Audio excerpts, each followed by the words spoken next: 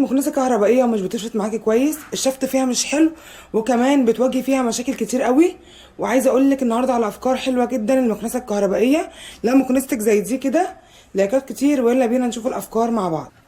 لو مكنستك مش بتنضف، لو المكنسه معاكي عايزه اقول لك شفتها مش حلو، مش عاجباكي، ما بقتش بتشفط زي الاول، كمان بتلاقي في السجاد وبر كتير قوي ومش عارفه تخلصي منه ازاي. النهارده هقول لك كل الوصف، كل الحاجات ان شاء الله اللي تخلي معاكي المكنسه يعني حلوه جدا. وكمان هقول لك على وصفه حلوه جدا برضو للمكنسه. خليكم معايا، يلا بينا نشوف الافكار مع بعض.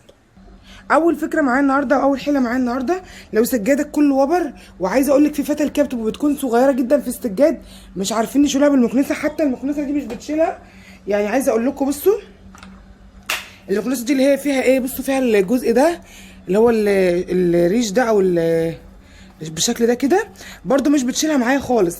فالنهارده هقول لك على حيله حلوه جدا لو كان سجادك غامق وفي حاجات كده بتكون مش باينه قوي في السجاد بس بتكون موجوده وشعر وكده، هقول لك تشيلها ازاي.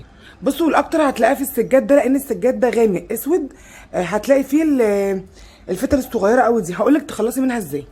بصوا كده هجيب عندي المكنسه الكهربائيه، وهجيب عندي السكوتش اللي هو اللزق ده، وهاجي كده باللزق. بصوا طبعا اللزق هنا الجنب ده مش بيلزق، الجنب ده اللي فيه لزق كله هعمله على العكس اهو. يعني بصوا الجزء ده اللي بيلزق لكن اللي تحت مش بيلزق، انا هعملها على العكس كده، وهبدا ان انا اخدها كده اهو. بصوا بالشكل ده، بصوا كده بالشكل ده كده عملت الجزء ده. ابدا كده ان انا اقطعه اهو،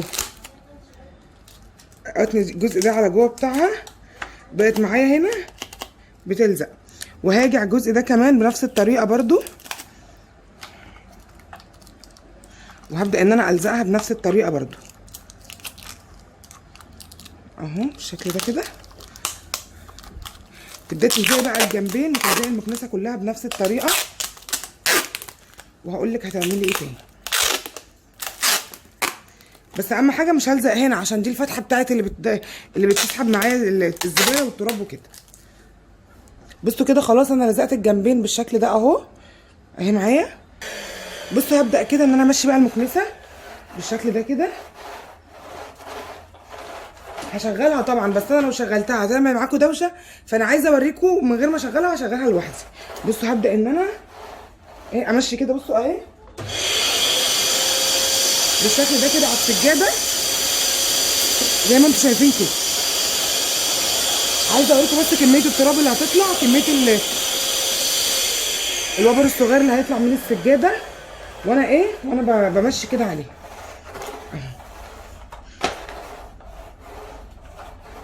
اي فتله صغيره كده بتكون موجوده في الارض مش هتلاقيها خالص، هتلاقي السجاد كله راجع معاكي جديد نوفي حلو قوي.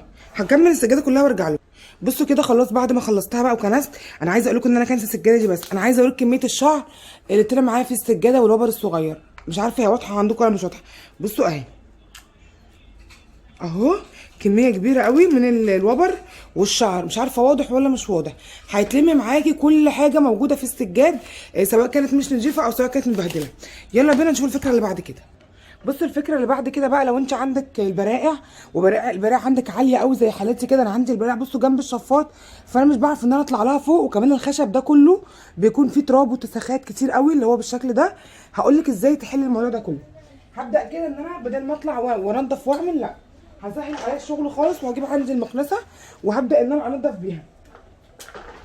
بصوا هاجي كده هنا واشغل، وهبدا ان انا اشفط اي حاجه موجوده معايا في البرائع.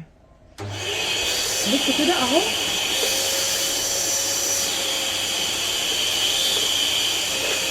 بالشكل ده اهو معايا.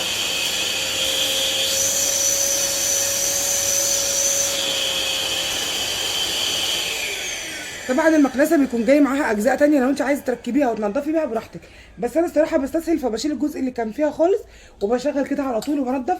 عايزه اقول لك ان انا كمان بنضف الجزء ده، بصوا اللي هو ده، بصوا اللي هو ده اللي فوق خالص ده برده بنضفه معايا بكل سهوله، بيطلع معايا ما شاء الله نضيف جدا وحلو قوي كمان. بصوا عايزه اوريكم بس ازاي اهو. برضه كل الكلام ده اهو معايا بالطريقه دي.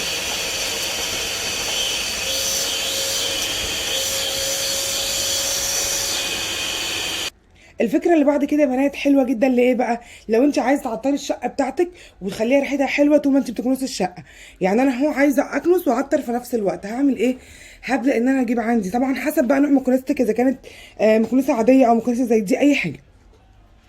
لو مكنستك اللي هي التانيه اللي زي اللي كانت عندي الاول دي اللي هي العاديه خالص، هتبداي ان انت تطلعي الكيس بتاع المكنسه وتبداي تعملي زي ما هقول لك كده. انا بالنسبه عندي عشان انا عندي الكيس بيكون بصوا كده، ده كده شكل المكنسه اللي عندي. بصوا الكيس عامل ازاي، الكيس بيكون متواجد هنا. فانا بالنسبه لي انا هبدا ان انا زي ما انتم شايفينها كده تبداي تجيبي اي معطر بتحبيه او اي معطر بس يكون يعني زيت اللي هو بيكون ليه ريحه حلوه كده للزيوت، وتبداي ان انت تاخدي وترشي رشه كده في كيس المكنسه. هترشي رشه زيت في كيس المكنسه من ريحه المعطر اللي انت عايزاه. انا عايزه اقول لك هيقعد لك الشقه كلها ريحتها حلوه جدا. كل ما تكنسي هيخلي لك ريحه الشقه كلها حلوه قوي في نفس الوقت. يعني كل ما اطلع المكنسه واكنس بتعطري الشقه وانت بتكنسي مع ايه، مع في نفس الوقت يعني. فيبقى اصبح كده ان احنا كنسنا وعطرنا في نفس الوقت والريحه ما بتطلعش من السجاد خالص.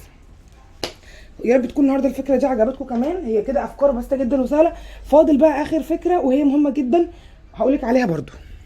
الفكره اللي بعد كده معايا ودي اهم فكره للمكنسه، لو انت بتيجي تنضفي المكنسه معاكي وبتزهقك والجوز ده مش بيكون عايز يتفك معاكي، كتير بتقابلني انا صراحه المشكله دي ان انا ببقى عايزه افك المكنسه عشان انضفها، عشان في حاجه شابكه فيها من جوه او في حاجه موجوده جوه هنا مخليها مش بتشفط كويس، فعايزه ان انا افكها فبتكون صعبه جدا معايا في الفك. هقولك النهارده لو قابلتي المشكله دي تعملي فيها ايه.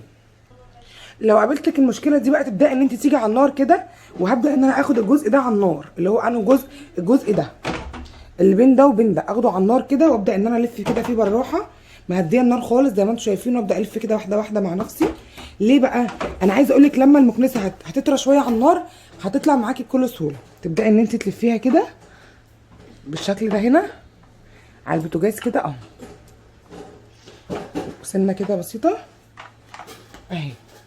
بعد كده ابدا ان انا بقى ايه اشيلها، هتتشال معايا عادي جدا. بصوا كده هاجي هنا وابدا ان انا بقى اخلعها، اوريكم بس ازاي اهي. هتتخلع معايا بكل سهوله ومش هتاخد معايا وقت خالص وتكون سهله جدا بالنسبه لي. طبعا مش هحط المكنسه كتير تتحرق معايا، لا انا بس بمشيها على النار بحيث الجلده دي الحته دي تهدى معايا كده وتطرى فتطلع معايا بكل سهوله. يا رب ان شاء الله النهارده تكون الافكار عجبتكم. اتمنى يا رب ان هي تكون عجبتكم، واتمنى ان محدش يقول لي افكار مش حلوه. افكار كلها سهله وبسيطه وفي نفس الوقت بتريحنا جدا.